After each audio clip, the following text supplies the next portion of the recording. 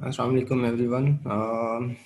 हम लोगों ने प्रीवियस लेक्चर्स के अंदर ट्रांजिस्टर की जो बाइपोलर जंक्शन ट्रांजिस्टर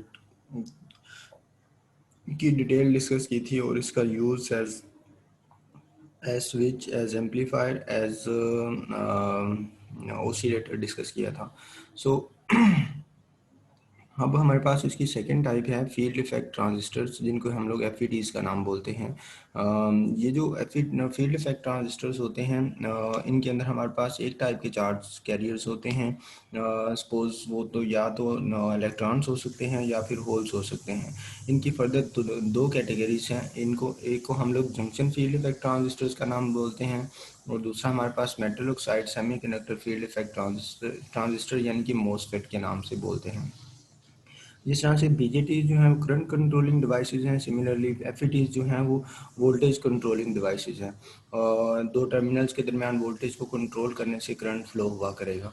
सो जो आपके पास एफईटीज हैं उनके अंदर फर्स्ट ऑफ ऑल हमारे पास एक तरह के चार्ज कैरियर्स होंगे, और दूसरा इनकी दो कैटेगरीज हैं, junction field effect transistors and MOSFET metal oxide semiconductor field effect transistors, और ये वोल्टेज कंट्रोलिंग डिवाइसेस हैं।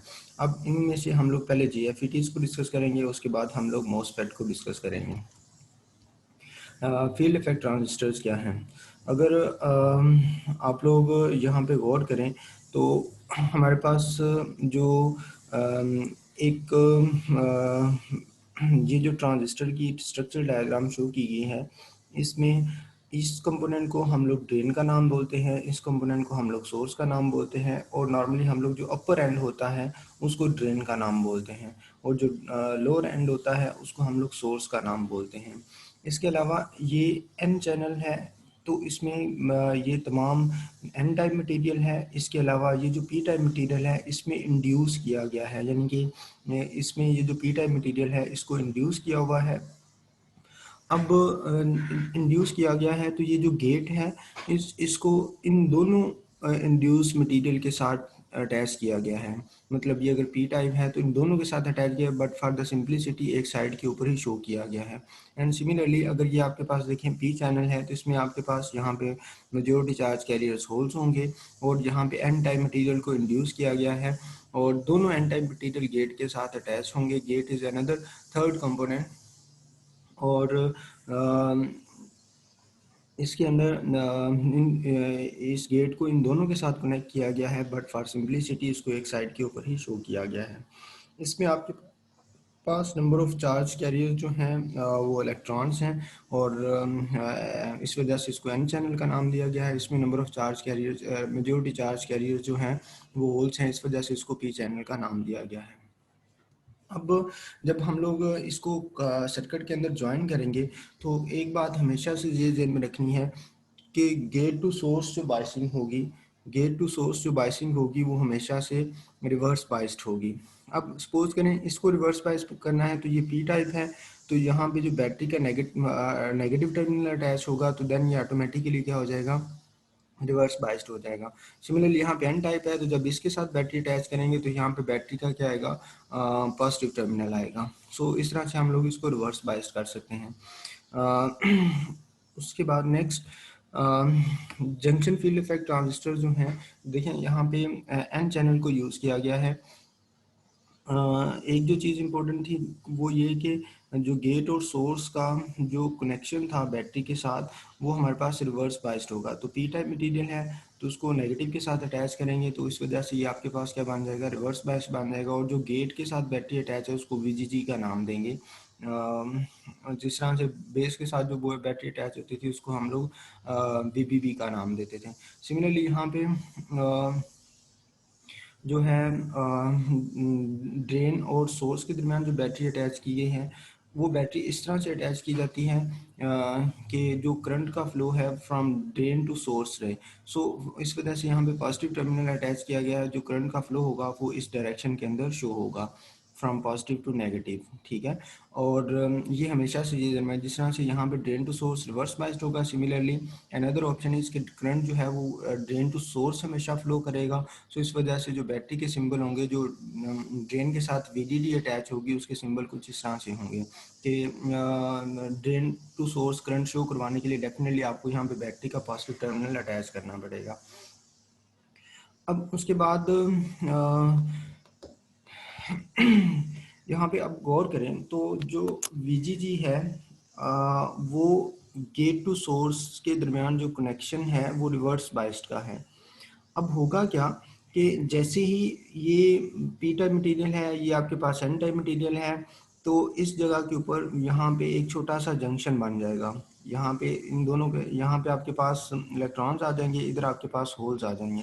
सिमिलरली इधर इलेक्ट्रॉन्स होंगे और इधर होल्स आ जाएंगे, और होल्स की एक इधर एक लेयर बन जाएगी। सिमिलरली इधर भी होल्स की एक लेयर बन जाएगी। अब जब ये उस वक्त केस होगा कि जब आपने सपोज करें अभी बैटरी को अटैच नहीं किया, सपोज इस यहाँ पे रहते हुए जब आपने इसके अंदर पी टाइप मटीरियल को इंड्यूस किया है, तो यहाँ पे आपके पास एक जंक्शन बन जाएगा, और यहाँ पे भी आपके पास एक क्या बन जाएगा, जंक्शन बन जाएगा। यानी कि इसके कुछ इलेक्ट्रॉन जम करके इधर आ जाएंगे और इसके होल जम करके इधर आएंगे। वो जो जंक्शन होगा, उस जंक्शन की वजह से इन फील्ड इफेक्ट ट्रांजिस्टर्स को JFETs यानी कि जंक्शन फील्ड इफेक्ट ट्रांजिस्टर का नाम दिया जाता है। अब उसके बाद होगा क्या कि जैसे ही आप यहाँ पे बैटरी की वैल्यू को क्या करेंगे, इंक्रीज करेंगे, तो यहाँ पे देखें एक तो यहाँ पे जो जंक्शन है, जंक्शन के क्रॉस यहाँ पे होल्स पड़े हुए हैं, होल्स मूविंग इलेक्ट्रॉन को क्या करेंगे, अपनी तरफ अट्रैक्ट करेंगे। इस वजह से उनकी मूवमेंट के अंदर क्या होगी, रेजिस्टेंस होगी। सिमिलरली दूसरा ये है कि जब इलेक्ट्रॉन यहाँ से इधर आएंगे, तो ये VGG का जो पॉजिटिव टर्मिनल है उन इलेक्ट्रॉन्स को अपनी तरफ क्या करेगा, अट्रैक्ट करेगा। यानी कि जैसे जैसे हम लोग इस VGG की वैल्यू को बढ़ाते जाएंगे, वैसे वैसे यहाँ पे जो आपके पास पोटेंशियल बैरियर है उसकी विड्थ क्या होती जाएगी, इंक्रीज करती जाएगी। और दूसरा क्या होगा कि जो मूविंग इलेक्ट्रॉन होंगे वो इधर भी अट्रैक्ट हो रहे होंगे, और इस तरह से जो उसकी डायरेक्शन है, यानी कि मूविंग इलेक्ट्रॉन के सामने एक तो जंक्शन की वजह से यहाँ पे रेजिस्टेंस शो हो रही होगी कि होल्स उसको कंटिन्यूसली अट्रैक्ट कर रहे होंगे, और जैसे जैसे जैसे हम लोग इसकी वैल्यू को बढ़ाते जाएंगे, यहाँ पे जो पैसेज है यानी कि चैनल की जो विड्थ है, वो जंक्शन की विड्थ इंक्रीज होने की वजह से चैनल की जो विड्थ है वो डिक्रीज होना शुरू हो जाएगी। जैसे जैसे डिक्रीज होती जाएगी, इलेक्ट्रॉन्स को जंप करके इधर आने में रेजिस्टेंस फील होगी, और एक स्टेज आएगी इसके बढ़ाने की वजह से मूविंग इलेक्ट्रॉन की जो तादाद है वो जीरो की इक्वल हो जाएगी। यानी कि यहाँ से पास होने वाले करंट की जो तादाद वैल्यू होगी वो ज़ीरो हो जाएगी। यानी कि यहाँ से जो करंट पास हो रहा है, सपोज उसका नाम ID का नाम देते हैं, तो जो ID है वो आपके पास क्या हो जाएगा, ज़ीरो हो जाएगा। सो जैसे जैसे आप इसकी वैल्यू को इंक्रीज करते जाएंगे, यहाँ पे पोटेंशियल बैरियर की जो विड्थ है वो इंक्रीज करती जाएगी, और चैनल की विड्थ जो है वो डिक्रीज होती जाएगी। जैसे जैसे चैनल की विड्थ डिक्रीज होगी, तो जो फ्लो ऑफ करंट ID है उसकी वैल्यू क्या होना शुरू हो जाएगी, डिक्रीज हो जाना शुरू हो जाएगी। सो ये बातें मैंने यहाँ पे एज इट इज़ लिख दी हुई हैं। और सपोज करें कि जैसे जैसे आपने VGG की वैल्यू को इंक्रीज करते जाएंगे, चैनल की विड्थ इंक्रीज करेगी, सॉरी पोटेंशियल बैरियर जो यहाँ पे बनेगा उसकी विड्थ इंक्रीज करेगी, और चैनल की विड्थ डिक्रीज होगी। और इसकी वैल्यू को बढ़ाते जाएंगे तो यहाँ पे ID की वैल्यू क्या होना शुरू हो जाएगी, डिक्रीज होना शुरू हो जाएगी। और जैसे जैसे आप इसकी वैल्यू को क्या करना शुरू कर देंगे, कम करना शुरू कर देंगे, तो यहाँ पे पोटेंशियल बैरियर की विड्थ डिक्रीज होना शुरू हो जाएगी, जबकि चैनल की विड्थ जो है वो वहाँ पे इंक्रीज करना शुरू हो जाएगी। अब दोबारा से फिर देख लें कि जैसे ही इक्विलिब्रियम स्टेट बैटरी अटैच करने से पहले यहाँ पे जो जंक्शन बनेगा, जंक्शन इधर इस साइड के ऊपर होल्स आ जाएंगे, इधर आपके पास इलेक्ट्रॉन्स आ जाएंगे। अब वो जो होल्स होंगे मूविंग इलेक्ट्रॉन को क्या करेंगे, अपनी तरफ अट्रैक्ट करेंगे। सिमिलरली इधर जैसे जैसे बैटरी इंक्रीज करते जाएंगे, ये जंक्शन की जहाँ पे जो विड्थ है वो इंक्रीज होना शुरू हो जाएगी। जंक्शन की विड्थ इंक्रीज होगी, तो जो ये इलेक्ट्रॉन यहाँ से पास होने हैं, उस चैनल की या उस पैसेज की जो विड्थ है वो डिक्रीज होना शुरू हो जाएगी। विड्थ डिक्रीज होती जाएगी जैसे जैसे आप इसको इंक्रीज करते जाएंगे, तो मूविंग इलेक्ट्रॉन की वजह से जो करंट होगा वो आपके पास क्या हो जाएगा, अप्रोचेस टू ज़ीरो हो जाएगा। सो ये बातें मैंने यहाँ पे बोल भी दी हैं। और उसके बाद नेक्स्ट जो है ये उसकी जो है आपके पास सिंबॉलिक डायग्राम है एन चैनल की। एन चैनल के अंदर एरो इनसाइड है, जबकि पी चैनल के अंदर एरो जो है वो गेट की तरफ है। ठीक है। सो यहाँ पे जो वोल्टेज ड्रॉप की वैल्यूज़ को दिया गया है, जब ये बैटरी के साथ अटैच नहीं किया गया तो गेट और सोर्स के दरमियान जो वोल्टेज ड्रॉप की वैल्यू है वो ज़ीरो है। सिमिलरली उसको VGS का नाम दिया जाता है। सिमिलरली VGD जो है वो आपके पास गेट और ड्रेन के दरमियान वोल्टेज ड्रॉप है। और उसके बाद VDS जो है वो ड्रेन और सोर्स के दरमियान वोल्टेज ड्रॉप की जो वैल्यू है उसको रिप्रेजेंट किया गया है। सो जो ID करंट है due to from drain to source, उसको हम लोग ID का नाम देंगे, और वो clockwise direction sorry anti clockwise direction due to this battery. और जैसे जैसे आप इस बैटरी की वैल्यू को बढ़ाते जाएंगे, सपोज आपने यहाँ पे VGS को 0 रखा हुआ है, यानी कि यहाँ पे बैटरी नहीं अटैच की हुई, तो VDD को इंक्रीज़ करते जाएंगे तो यहाँ पे ID की वैल्यू क्या होना शुरू हो जाएगी, इंक्रीज़ करती जाएगी। और ये उसी तरह से इंक्रीज़ करती जाएगी जिस तरह से ओहम लॉ के मुताबिक उसको इंक्रीज़ करना चाहिए, यानी कि ये बढ़ाते जाएंगे, ID बढ़ता जाएगा। मसलन इस डायग्राम के अंदर देखें, अगर इसकी वैल्यू आप 0 कर देते हैं तो जो इनिशियली पोटेंशियल बैरियर होगा इक्विलिब्रियम के ऊपर, तो उसकी वैल्यू वही रहेगी। और VDD यहाँ पे इंक्रीज़ करते जाएंगे तो यहाँ पे फ्लो ऑफ इलेक्ट्रॉन्स की तादाद क्या होना शुरू हो जाएगी, इंक्रीज़ होना शुरू हो जाएगी, और ID भी उस तरह से बढ़ना शुरू हो जाएगा। और यानी कि वोल्टेज ड्रॉप के साथ साथ ID भी उसी तरह से इंक्रीज़ करेगा, और जो रिलेशन आएगा वो हम लॉ के मुताबिक आएगा। बट इन केस कि अगर आपने यहाँ पे VGG को क्या रखा हुआ है, 0 रखा है, या VGG कह लें या VGS कह लें।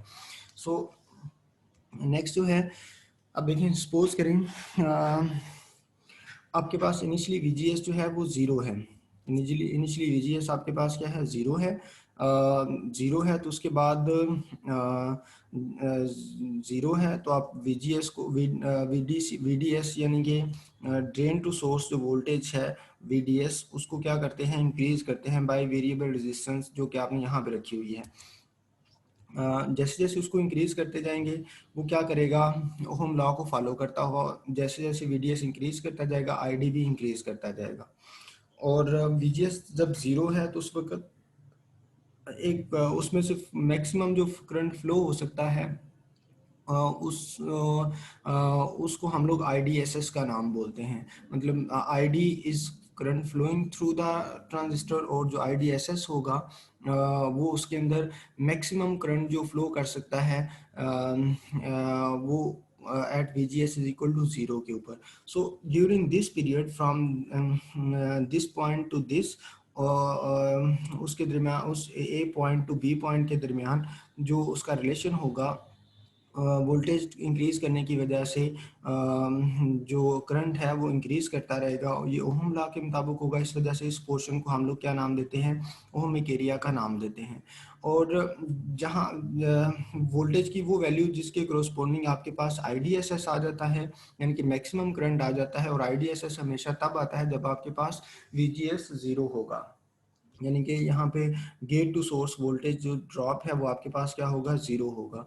सो उस वक्त जब आपके पास IDSS की वैल्यू आ जाएगी, उस वक्त जो करस्पॉन्डिंग वोल्टेज होगा उसको हम लोग पिंच ऑफ वोल्टेज का नाम देंगे। उसको हम लोग किसका नाम देंगे, पिंच ऑफ वोल्टेज का नाम देंगे। अब उसके बाद जब वो VGS 0 के ऊपर जब IDSS अचीव हो जाएगा तो उसके बाद वोल्टेज आप इंक्रीज करते जाएंगे तो एक स्टेज करते जाएंगे तो करंट आपके पास क्या होगा, कांस्टेंट हो जाएगा। कांस्टेंट होगा तो कांस्टेंट होगा तो इसका मतलब है जितने भी मैक्सिमम इसके अंदर इलेक्ट्रॉन थे मेजॉरिटी चार्ज कैरियर से, they are all contributing to produce the current. So जैसे ही आप C पॉइंट तक जाएंगे तो C पॉइंट के ऊपर वोल्टेज ड्रॉप, जैसे ही आप वो लोग VDS को इंक्रीज करेंगे तो वहाँ पे वो क्या करेगा, यहाँ पे जो जो जंक्शन है इसके भी इलेक्ट्रॉन्स को क्या करेगा, यूटिलाइज करेगा टू प्रोड्यूस द करंट। और जैसे ही वो इलेक्ट्रॉन यूटिलाइज होना शुरू हो जाएंगे तो जंक्शन डिस्टर्ब हो जाएगा। जंक्शन डिस्टर्ब होगा तो उस वक्त ब्रेकडाउन अकर होगा, और इस वजह से करंट जो है वो एकदम शूट कर दे जाएगा और आपका सर्किट जो है क्या हो जाएगा, शॉर्ट हो जाएगा। So again from A to B वो क्या करेगा, ओहम लॉ को फॉलो करेगा, इस वजह से इसको हम लोग ओहमिक एरिया का नाम देते हैं। And from B to C वो कांस्टेंट एरिया है, करंट एरिया है। और from C to onward breakdown voltage अगर करेगा। और आईडीएसएस मैक्सिमम वैल्यू तब आएगी जब आपके पास वीजीएस 0 होगा। और ये जो आईडीएसएस है, जो ट्रांजिस्टर की मैन्युफैक्चरिंग शीट होती है उसके ऊपर इसकी वैल्यू मेंशन की होती है कि इस करंट में से, इस ट्रांजिस्टर में से आप इतना मैक्सिमम करंट प्रोड्यूस कर सकते हैं। इससे ज़्यादा करेंगे, करने की कोशिश करेंगे तो वो ब्रेकडाउन वोल्टेज की तरफ चला जाएगा। अब अगर इस डायग्राम की समझ आ गई है तो नेक्स्ट हम लोग इसमें बैटरी को अगर अटैच करें, सपोज करें यहाँ पे हम लोग वीजीजी को अटैच करते हैं, जैसे कि ये जो डायग्राम है ये हम लोगों ने वीजीएस 0 रख के, यानी कि यहाँ पे बैटरी ना भी अटैच करेंगे तो देन भी हम लोग इसको डिस्कस कर सकते हैं। सो नेक्स्ट जो है, जब आप लोग बैटरी यहाँ पे अटैच करेंगे तो ये आपके पास एन चैनल है, तो एन चैनल के लिए आपके पास यहाँ पे क्या आएगा, नेगेटिव टर्मिनल। तो इसका मतलब क्या होगा कि जैसे आप लोग वीजीजी को इंक्रीज कर, पहले वीजीएस जब 0 है तो जो करंट है वो according to ohm law increase करेगा और वीजीएस 0 के क्रोस्पोंडिंग वो आईडीएसएस की वैल्यू आ जाएगी, यानी कि वो मैक्सिमम वैल्यू तक चला जाएगा। अब उसके बाद अब देखिए इस लाइन का जो पिंच ऑफ वोल्टेज है वो आपके पास सपोज करें +5 वोल्ट, +5 है, ठीक है। अब जैसे ही आप लोग VGS की वैल्यू को इंक्रीज करेंगे, VGS अब देखिए नेगेटिव टर्मिनल अटैच है तो इसका मतलब इसकी वैल्यू पहले अगर 0 थी तो उसके बाद -1 होगी, -1 होगी। तो इसका मतलब है कि यहाँ पे जो है वो पोटेंशियल बैरियर की विड्थ क्या हो जाएगी, इंक्रीज कर जाएगी। पोटेंशियल बैरियर की विड्थ इंक्रीज करेगी तो चैनल की विड्थ डिक्रीज हो जाएगी। सो मूविंग इलेक्ट्रॉन की तादाद क्या हो जाएगी, कम हो जाएगी। सो इस वजह से वो मैक्सिमम करंट नहीं प्रोड्यूस कर सकेगा, वो according to ohm law follow करेगा और यहाँ पे जाके वो अकॉर्डिंग टू दिस VGS वो इतना ही मैक्सिमम करंट प्रोड्यूस कर सकेगा और ये ID की वैल्यू उसके बाद कांस्टेंट और एक स्टेज आएगी, आफ्टर दैट वो ब्रेकडाउन की तरफ चला जाएगा। एंड सिमिलरली उसके बाद VGS की फिर आप वैल्यू डिक्रीज करते हैं, फिर आपके पास पोटेंशियल बैरियर की विड्थ इंक्रीज करती है, चैनल की वैल्यू विड्थ डिक्रीज होगी और उसमें से जो मैक्सिमम करंट पास हो सकेगा वो ये है। और अगेन ये देखें कि ये वाला ID है और इसको हम लोग IDSS नहीं कह सकते, इसको भी IDSS नहीं कह सकते, इसको भी IDSS नहीं कह सकते। IDSS तब भी आपके पास आता है जब आपके पास VGS की वैल्यू क्या होगी, 0 होगी। सो इस तरह से जैसे जैसे आप इसकी वैल्यू इंक्रीज करते जाएंगे उसी तरह से पोटेंशियल बैरियर की विड्थ जो है वो इंक्रीज करती जाएगी, डिप्लीशन रीजन की वैल्यू इंक्रीज करती जाएगी और आपके पास जो चैनल है उसकी विड्थ डिक्रीज होना शुरू हो जाएगी। और जैसे जैसे चैनल की विड्थ डिक्रीज होती जाएगी उसमें से पासिंग करंट जो है वो कम होता जाएगा और एक स्टेज आएगी कि जहाँ पे जाके जो है ना आपके पास ID की वैल्यू क्या हो जाएगी, VGS इंक्रीज करते करते नेगेटिव डायरेक्शन के अंदर एक स्टेज आएगी जहाँ पे जो ID है वो अप्रोच टू 0 कर जाएगा और उस वक्त जो VGS की वैल्यू होगी उसको हम लोग VGS कट ऑफ का नाम बोलेंगे, क्योंकि वहाँ पे ID की वैल्यू क्या हो गई है, 0 हो गई है। एंड सपोज वो -5 वोल्ट है। तो अब एक चीज़ में रखें कि क्वेश्चन के अंदर अगर आपको बोला जाता है कि अगर किसी का VGS ऑफ दिया हुआ है तो देन अगर वो -5 वोल्ट दिया हुआ है तो अगर ये -5 वोल्ट है तो उस वक्त अगर आपने उसकी पिंच ऑफ वोल्टेज यानी कि जहाँ पे उसकी IDSS मैक्सिमम की वैल्यू आएगी उसको कैलकुलेट करना है तो आप जस्ट इसका सिंबल क्या करेंगे, रिवर्ट कर देंगे। अगर माइनस है तो उसको क्या कर देंगे, प्लस कर देंगे। अगर यहाँ पे प्लस है तो उसको माइनस करना। अब सपोज करें यहाँ पे प्लस कब होगा, जब आपके यहाँ पे पी चैनल होगा तो यहाँ पे आपके पास पॉजिटिव टर्मिनल आएगा तो इसका मतलब है VGS क्या होगा, पॉजिटिव डायरेक्शन के अंदर इंक्रीज करेगा। पॉजिटिव डायरेक्शन के अंदर इंक्रीज करेगा तो उसका जो पिंच ऑफ वोल्टेज होगा वो नेगेटिव होगा। सो होपफुली आप लोगों को ये समझ आ गई होगी। अब उसके बाद नेक्स्ट जो है ये एक क्वेश्चन दिया हुआ है यहाँ पे, ये मैंने थोड़ी सी बात एक्सप्लेन भी कर दी। एक VGS ऑफ अगर -5 है तो देन VP क्या होगा, +4 इक्वल इन मैग्नीट्यूड होंगे बट अपोजिट डायरेक्शन होंगे और इनकी वैल्यूज जो है वो नॉर्मली इनमें से एक की वैल्यू ट्रांजिस्टर के अंदर गिवन होती है। अगेन फ्रॉम दिस वैल्यू हम लोग डिसाइड कर सकते हैं कि कौन सा चैनल है। सपोज VGS माइनस है तो इसका मतलब है कि ये N चैनल है, अगर VGS पॉजिटिव है तो इसका मतलब क्या है वो पी चैनल है। सो सिमिलरली वीपी अगर पॉजिटिव है तो उसका मतलब एन चैनल है, और वीपी अगर नेगेटिव है तो देन इसका मतलब क्या है, पी चैनल है। सो यहाँ पे क्वेश्चन दिया हुआ है फॉर द जीएफईटी वीजीएस ऑफ जो है वो -4 वोल्ट के इक्वल है, आईडीएसएस जो उसमें से मैक्सिमम पास हो सकता है वो 12 मिली एम्पेयर के इक्वल है। Determine the minimum value of VDD required to put the device in the constant area of operation. क्या इसका क्या मतलब है कि वीडीडी की वो वैल्यू यानी कि वीडीडी की वो वैल्यू कैलकुलेट करें जिसके जरिए वो क्या करे, वो बी टू सी यानी कि कांस्टेंट एरिया ऑफ ऑपरेशन के अंदर आ जाए। सो वीजीएस ऑफ जो है वो -4 वोल्ट की इक्वल दिया हुआ है। वीडीएस जो है वो आपके पास जो है जो वीपी जो है, सो यहाँ पे अगर आप लोग इसको वीपी जो है अकॉर्डिंग टू दिस हम लोग अगर ये माइनस है तो उसको क्या कह सकते हैं, +4 है। और वीपी जो है वो बेसिकली किसकी वैल्यू होती है, वीपी जो है वो वीडीएस की वैल्यू होती है। वीपी जो है वो किसकी वैल्यू होती है, वीडीएस की वैल्यू होती है। सो इस वजह से उसको वीडीएस की भी नाम दे दिया गया है। अब उसके बाद जब आपके पास VGS की वैल्यू 0 वोल्ट होगी, सपोज VGS जो है वो आपके पास 0 वोल्ट है, तो उस वक्त ID जो होगा वो आपके पास IDSS कहलाएगा। और IDSS ही क्या होगा आपके पास 12 मिली एम्पेयर, यानी कि IDSS उसने 12 मिली एम्पेयर दिया हुआ है, तो IDSS ID करंट की वो वैल्यू है जब आपके पास VGS क्या होगा, 0 होगा। सो इसको रिवर्स अंदाज में बोला गया है कि जब VGS 0 होगा तो उस वक्त आपके पास IDSS आएगा जो कि 12 मिली एम्पीयर के इक्वल है। So drop across the drain resistance जो है, जो यहाँ पे ड्रेन रेजिस्टेंस है इसके अक्रॉस जो वोल्टेज ड्रॉप होगा VRD, that is equal to IDRD। ID आपके पास 12 मिली एम्पेयर है और RD की वैल्यू 560 ओम है, तो VR जो ड्रेन रेजिस्टेंस के अक्रॉस वोल्टेज ड्रॉप है वो 6.72 वोल्ट के इक्वल आ गया। सो जब हम लोग KVL अप्लाई करेंगे अपॉन दिस सर्किट, तो VDD पॉजिटिव टू नेगेटिव जाते वक्त लूज करेगा, पॉजिटिव टू नेगेटिव जाते वक्त लूज करेगा। सो VDD minus VRD minus VDS, VDD minus VDS minus VRD is equal to 0. So VDD is equal to VDS plus VRD। तो VDS की जो value है वो आपको यहाँ पे हम लोगों ने कैलकुलेट कर ली। VDS की वैल्यू किस चीज़ की इक्वल है, +4 वोल्ट की इक्वल है, और VRD की वैल्यू 6.7 वोल्ट है। तो आपके पास VDD कितना आ गया, 10.7 वोल्ट आ गया। यानी कि 10.7 वोल्ट और 10.7 वोल्ट से ऑनवर्ड जितना वोल्टेज होगा वो जो ट्रांजिस्टर होगा वो कांस्टेंट एरिया ऑफ ऑपरेशन के अंदर होगा। सो यानी कि सपोज करें कि 15 वोल्ट अगर आप कहते हैं तो 15 वोल्ट के लिए वो क्या होगा, कांस्टेंट एरिया ऑफ ऑपरेशन के अंडर होगा। सो JFE की जो ट्रांसफ़र करेक्टरिस्टिक्स है, अब देखें जैसे जैसे आप लोग VGS नेगेटिव डायरेक्शन के अंदर है, अगर आप लोग यहाँ पे गौर करें तो जैसे जैसे आप VGS को नेगेटिव डायरेक्शन में डिक्रीज करते जा रहे हैं, सॉरी नेगेटिव डायरेक्शन में इंक्रीज करते जा रहे हैं, तो ID जो है वो कंटिन्यूसली डिक्रीज होता जा रहा है। सो इसका मतलब है कि जैसे जैसे आप लोग VGS को ये नेगेटिव डायरेक्शन VGS को इंक्रीज करेंगे तो जो ID है वो IDSS से मैक्सिमम से किस तरफ होना शुरू होगा, डिक्रीज होना शुरू हो जाएगा। जब ID 0 है तो देन आपके पास, और अगेन जब आपके पास यहाँ पे VGS और कट ऑफ आ गया है तो उस वक्त ID आपके पास क्या हो जाता है, 0 हो जाता है। तो इसका मतलब है कि ID इज इक्वल टू 0 तब होगा जब आपके पास VGS क्या हो जाएगा, VGS ऑफ के इक्वल आ जाएगा। यानी कि VGS सपोज करें 0 से लेके -5 तक गया है तो -5 के ऊपर ID की वैल्यू क्या हो गई है, 0 हो गई है। और जब आपके पास ID जो है वो IDSS के इक्वल है तो इसका मतलब है VGS वहाँ पे क्या होगा, 0 होगा। जब ID जो है IDSS के इक्वल है तो उस वक्त VGS क्या होगा, 0 होगा। सो ये बातें आप लोगों ने ज़हन में रखनी है।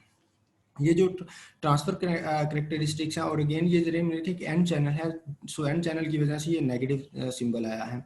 अगर सपोज करें पी चैनल होता तो ये जो पूरा ग्राफ था वो इस साइड के ऊपर आना था, इस तरह से, क्योंकि VGS आपके पास पॉजिटिव इस साइड के ऊपर आना था तो IDSS कंटिन्यूसली डिक्रीज होना था। सो जो ये जो ट्रांसफ़र कैरेक्टरिस्टिक्स है एन चैनल, ये हम लोग इस डायग्राम से भी हासिल कर सकते हैं। ये वाली जो डायग्राम है ये आपके पास ड्रेन कैरेक्टरिस्टिक्स हैं, इसकी मदद से हम लोग क्या कर सकते हैं, ट्रांसफ़र कैरेक्टरिस्टिक्स को भी हासिल कर सकते हैं। वो कुछ इस तरह से कि जब IDSS आपके पास सपोज करें मैक्सिमम दिया हुआ है तो उस वक्त VGS 0 है। जैसे ही आप लोग इस साइड के ऊपर VGS है, इस साइड के ऊपर VDS दिया हुआ है। सो VDS बढ़ाने के साथ वो इस पोर्शन के अंदर ओम लॉ को फॉलो करता है, और इस लाइन के लिए VGS 0 है, तो VGS 0 के ऊपर आपके पास मैक्सिमम वोल्टेज आ रहा है। उसके बाद VGS की वैल्यू -1 है, -1 के ऊपर करंट की वैल्यू क्या हो गई है, डिक्रीज हो गई है। सपोज पहले 12 वोल्ट था तो उसको तो 7.68 वोल्ट हो गया। सो उसके बाद VGS -2 है तो 4.32 रह गया, एंड सो ऑन। जैसे जैसे VGS इंक्रीज करते जाएंगे नेगेटिव डायरेक्शन के अंदर, तो जो करंट है वो मैक्सिमम से मिनिमम की तरफ आना शुरू हो जाएगा। सो ये वाला जो ट्रांसफर कैरेक्टरिस्टिक कर्व है, ये आपके पास एक पैराबोलिक शेप बन रही है। सो इस चीज़ को हम लोग पैराबोलिक शेप को एक एक्सप्रेशन है उसकी मदद से रिप्रेजेंट कर सकते हैं। I D is equal to I D S S 1 - VGS और VGS ऑफ का स्क्वायर। इस स्क्वायर की वजह से इसको स्क्वायर लॉ डिवाइसेस का भी नाम दिया जाता है। इसकी डेरिवेशन नहीं है, but this relation can represent the represent this curve. So इस वजह से हम लोग इस रिलेशन को यूज़ करते हुए इसकी जो ट्रांसफर कैरेक्टरिस्टिक्स है उसको रिप्रेजेंट कर सकते हैं। सो इसका मतलब है कि अगर हमारे पास IDSS दिया हुआ है और VGS ऑफ की वैल्यू पता है, तो then by putting the value of VGS हम लोग ID की वैल्यू को कैलकुलेट कर सकते हैं। सो IDSS में नॉर्मली ट्रांजिस्टर की डाटा शीट के अंदर दिया हुआ था और VGS ऑफ भी उसकी ट्रांजिस्टर की डाटा शीट के अंदर दिया होता है। मैक्सिमम VGS की जगह के ऊपर VP दे सकता है, पीक पिंच ऑफ वोल्टेज दे सकता है। सो इस वजह से अगर ये दोनों वैल्यूज दी हुई हैं तो then for the given value of VGS हम लोग ID को भी कैलकुलेट कर सकते हैं। हम लोग इनको स्क्वायर लॉ डिवाइसेस का नाम देते हैं क्योंकि इसके दरमियान जो रिलेशन है वो पैराबोलिक रिलेशन है और यहाँ पे आपके पास स्क्वायर टर्म आ रही है।